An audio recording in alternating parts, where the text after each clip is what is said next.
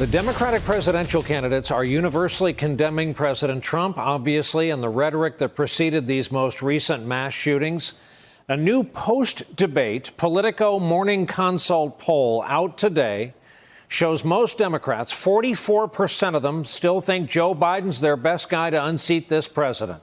Bernie Sanders polling at 17, Warren and Harris third and fourth, 13 and 6. Pete Buttigieg rounds out the top tier at 2%. And if you want brutal, respondents said the following Democrats have a 0% chance of defeating Trump. And they are Klobuchar, Hickenlooper, Ryan, Williamson, Yang, Bennett, de Blasio, Gillibrand, Inslee.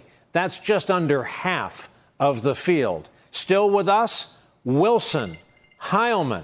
Heilman, the question to you is, I guess the spirit of de Blasio governance is not catching fire across the country. I should have asked the two rodents I stepped over on my way home last night in Midtown Manhattan. Man, you have been tough on the mayor. You've been tough on the mayor. You live in Jersey, right? Yeah, you live in not Jersey. Even on the NYPD. That's why you live in. Yeah, that's the thing. Look, there's there is now. I think this just unequivocally true. We have a top tier of this race, and then there's literally everyone else. And I think as we head towards these debates in September and October, whether you like what the DNC is doing or not, by for the first time ever, having an artificial, arbitrary set of criteria that's going to limit a bunch of people from that debate stage. It's clearly the case that a lot of voters out there, having been exposed to this large field, are dismissive of most of them at this hour. How are they paying for jet fuel at minimum? How is it they have not shaken out yet? I don't know. I think a lot of them are living on TV and living and running pretty cheap campaigns. Most of those people in that 0% category do not have campaigns. They do not have field staff in Iowa. They do not have field staff in New Hampshire and South Carolina. There are a couple of exceptions, people like Amy Klobuchar, Cory Booker, who are low down in the polls and are building real staff in the early states. But most of them are really running TV campaigns right now and basically running with an economy airline ticket and a few hits on your local friendly cable provider. Sounds glamorous, yep. Rick Wilson. You've been tough on the Dems, and when you look at this field, especially in light of these 0% numbers tonight, do you still see a party playing circular firing squad, eating its young, and running against themselves? Well, look, I think that there was a moment that catalyzed some grown-up thinking at some point somewhere in the Democratic Party after that last debate, when it turned into an attack on Barack Obama and Obamacare.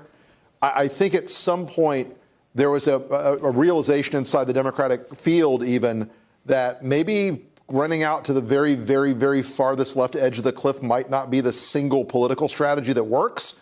And I think there was a sort of cautionary note in the air after that. And I do think the natural gravity of this thing is going to shake out. Look, big fields have existed in many races in the past. We've seen, in 1988, there were a scad of people running for president. There are a lot of histories of large fields. But what Democrats need to resolve is one simple thing. Which person is the best person to make this a referendum on Donald Trump? It's not about policy. It's about somebody who is going to post up against Trump and play the game of this reality TV show campaign that he is going to be able to create most effectively. And I think that a lot of those folks have shown they've got a little novelty to them, but they're just not big enough there. Their personalities aren't big enough. Their record isn't big enough. Their name ID isn't big enough. And it's going to shake out. But John's exactly right. These guys are living off the land. They're going like day at a time. It's social media, earned media, calling into talk radio. Hey there, I'm Chris Hayes from MSNBC. Thanks for watching MSNBC on YouTube. If you want to keep up to date with the videos we're putting out, you can click subscribe just below me or click over on this list to see lots of other great videos.